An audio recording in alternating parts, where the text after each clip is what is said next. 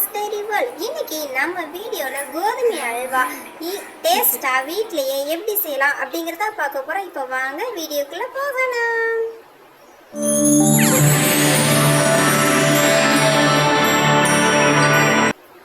இப்போ கோதுமை அல்வா செய்கிறதுக்கு நான் கோதுமை மாவு ஒரு கிளாஸ் எடுத்திருக்கேன் ஃப்ரெண்ட்ஸ். இதை நம்ம கொஞ்சமாக தண்ணி ஊற்றி கட்டியிலே இல்லாமல் நல்லா கரைச்சி எடுத்துக்கலாம். எந்த ஒரு லம்ஸும் இல்லாமல் நல்லா கரைச்சி எடுத்துக்கிறங்க. கரைச்சிட்டு அதுக்கப்புறமா நம்ம தண்ணி நிறையா ஊற்றிக்கலாம். ஒரு கிளாஸ் கோதுமை மாவுக்கு 7 கிளாஸ் தண்ணி ஊற்றிக்கிறணும். நீங்கள் 7 கிளாஸ் தண்ணி ஊற்றினா தான் அது கரெக்டாக இருக்கும். பார்த்துங்க எந்த அளவுக்கு நான் கரைச்சி எடுத்திருக்கேன்னு சொல்லிட்டு. இப்போ நம்ம ஸ்டவ் ஆன் பண்ணி அதில் கடாய் வச்சுக்கலாம். இப்போ இதுக்கு 2 டேபிள் ஸ்பூன் போல் நெய் விட்டுக்கலாம் ஃப்ரெண்ட்ஸ். ஒரு கைப்பிடி அளவு முந்திரி போட்டுக்கலாம்.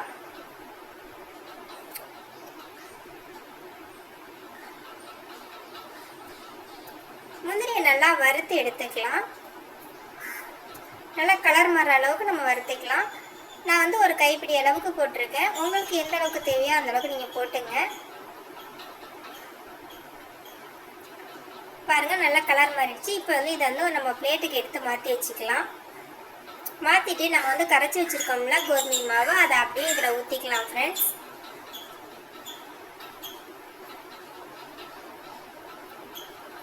நல்லா ஊற்றிட்டு மிக்ஸ் பண்ணி விட்டுக்குங்க. ஃபுல் ஃப்ளேம்லேயே இருக்கட்டும் ஸ்டவ்.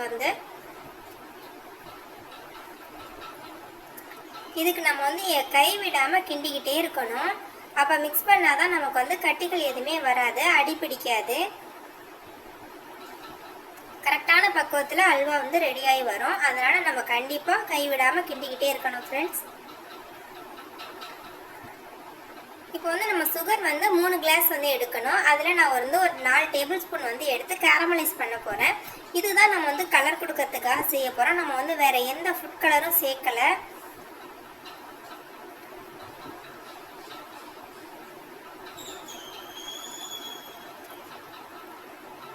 இது நல்லா ஸ்டவ் ஆன் பண்ணி அதில் வச்சு நம்ம நல்லா மிக்ஸ் பண்ணி விட்டுடணும். பாருங்கள் நல்லா கரைஞ்சி வந்துடுச்சு. இன்னும் கலர் வரல.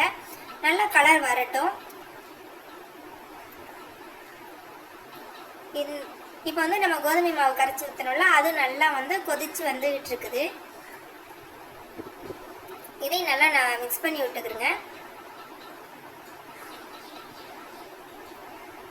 பாருங்க நல்லா கலர் வந்துச்சு. இப்போ நம்ம இதை கேரமலைஸ் நம்ம கோதுமை மாவில் ஊற்றிடலாம். இப்போ அல்வா ரெடி பண்ணிட்டு இருக்கோம்ல, அதில் நம்ம ஊற்றி மிக்ஸ் பண்ணி விட்டுக்கலாம். பாருங்க கலர் சேஞ்ச் ஆயிடுச்சு. இந்த கலரே நமக்கு போதுமா இருக்கும்.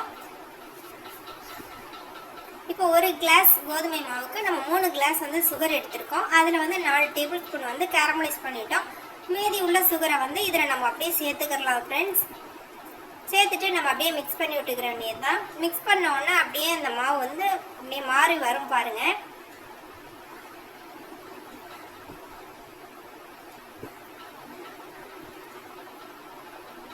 பார்த்துக்கிட்டே இருக்குங்களா எப்படி இருக்கு பாருங்க. நல்லா அப்படி மிக்ஸ் பண்ணையில கலர் மாறிக்கிட்டே இருக்கு பாருங்க.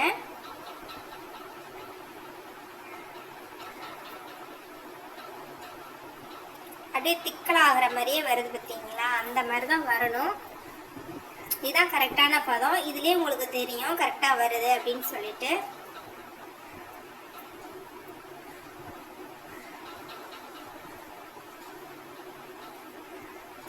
நான் ஃபுல் ஃப்ளேமில் தான் ஸ்டவ் வச்சுருக்கேன். அது மாதிரி வச்சுட்டு தான் நான் மிக்ஸ் பண்ணி விட்டுட்டே இருக்கிறேன் ஃப்ரெண்ட்ஸ்.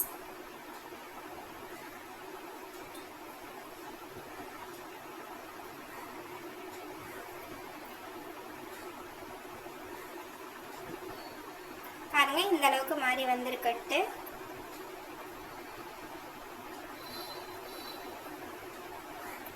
பாருங்க அப்படியே தண்ணியெல்லாம் வற்றி அப்படியே வந்துட்டு இருக்கு பாருங்க. அல்வா அப்போ தான் அப்படியே மாறிட்டு வருது. கண்டிப்பாக இதை பார்த்துட்டு நீங்களும் வீட்டில் ட்ரை பண்ணி பார்த்துட்டு எப்படி வந்திருக்குன்னு எனக்கு கமெண்ட் பண்ணுங்கள் ஃப்ரெண்ட்ஸ். இப்போ நம்ம வறுத்து வச்ச முந்திரி எல்லாத்தையுமே இதில் போட்டுக்கலாம். போட்டு நல்லா மிக்ஸ் பண்ணி விட்டுக்கலாம்.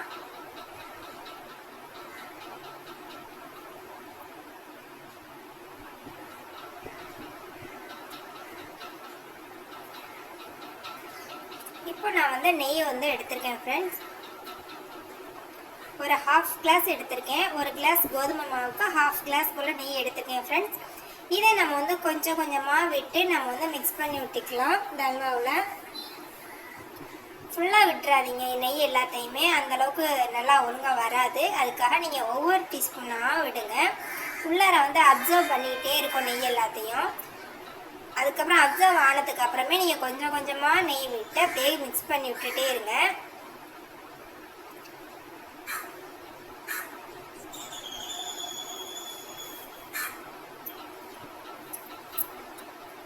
எப்படி உள் வாங்குது பாருங்க நெய்யெல்லாம்.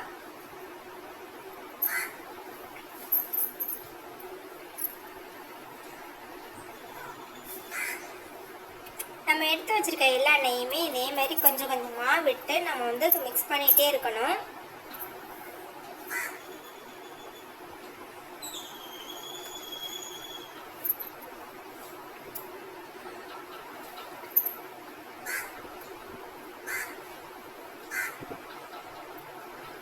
பாருங்க நான் கொஞ்சம் கொஞ்சமாக எல்லாத்தையுமே நெய்யை வந்து மிக்ஸ் பண்ணிகிட்டே இருக்கிறேன். இப்போ பாருங்கள் எந்த அளவுக்கு அப்படியே மாவு வந்து திரண்டு வருது அப்படிங்கிறத நீங்களே பாருங்கள். ஆனால் கண்டிப்பாக கைவிடாமல் நீங்கள் கிண்டணும். பாருங்கள் நல்லா மிக்ஸ் ஆகி வந்துகிட்டு இருக்கு. இந்த ஸ்டேஜில் உங்களுக்கு வந்து லைட்டாக அடி பிடிக்கிற மாதிரி வரும். ஆனால் நீங்கள் மிக்ஸ் பண்ணிகிட்டே இருக்கிறதுனால அது அடி பிடிக்காது. இப்போ ஒரு பிஞ்ச் வந்து நம்ம உப்பு சேர்த்துக்கலாம். எந்த ஒரு ஸ்வீட் செய்ய போகும்போதும் நம்ம வந்து ஒரு பிஞ்ச் உப்பு சேர்த்துக்கிறணும். அப்போ தான் டேஸ்ட் இன்னும் நல்லாயிருக்கும். பாருங்கள் இப்போ எந்த அளவுக்கு வந்திருக்குன்ட்டு நல்லா திக்கலாக வந்துருச்சு பாருங்கள். இப்போ நான் ஒரு 4 ஏலக்காய் வந்து தட்டி போட்டுக்கிறேன். ஃப்ளேவர் சூப்பராக இருக்கும். அதுக்காக தான். வேறு எந்த எசன்ஸ் அதெல்லாம் எதுவுமே நீங்கள் சேர்க்க வேணாம். ஏலக்காய் தட்டி போடுங்க, அதுவே சூப்பராக இருக்கும். கடையில் கிடைக்கிற மாதிரி அதே டேஸ்ட்டு வரணும்னா இந்த மெத்தட்லேயே நீங்கள் ட்ரை பண்ணி பாருங்கள். சூப்பராக இருக்கும். அதே கலரு அதே டேஸ்ட்டு எல்லாமே அப்படியே வரும்.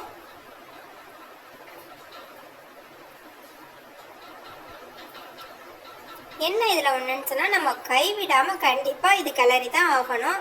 நல்லா மிக்ஸ் பண்ணி விட்டால் தான் அந்த பக்குவமே வரும். பாருங்கள் அப்படியே ஓரத்துலலாம் நல்லா ஒட்டாமல் அப்படியே வந்துகிட்டு இருக்கு பாருங்கள்.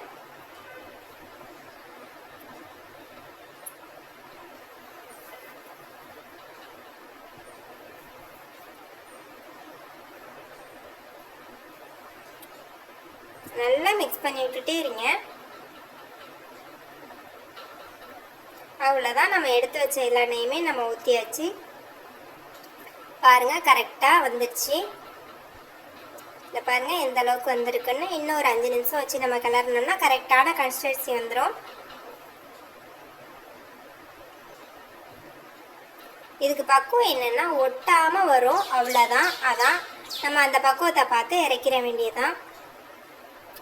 நீங்கள் இறக்கி அப்படியே வச்சிட வேணாம். ஒரு பிளேட்டுக்கு உடனே மாற்றிடுங்க. மாற்றினா தான் கரெக்டாக இருக்கும். இப்போ பாருங்கள் எந்த அளவுக்கு அழகாக வருதுன்ட்டு. அவ்வளோதான் ஃப்ரெண்ட்ஸ், நம்ம வந்து இப்போ பிளேட்டுக்கு மாற்றிடலாம். ரொம்பவே டேஸ்ட்டாக கோதுமை அல்வா வீட்டிலே நம்ம கையால் செஞ்சது அப்படிங்கிற பெருமையோடு சாப்பிடலாம் வாங்க. இந்த வீடியோ உங்களுக்கு பிடிச்சிருந்தா லைக் பண்ணுங்கள், ஷேர் பண்ணுங்கள், மறக்காமல் சப்ஸ்கிரைப் பண்ணுங்கள் ஃப்ரெண்ட்ஸ்.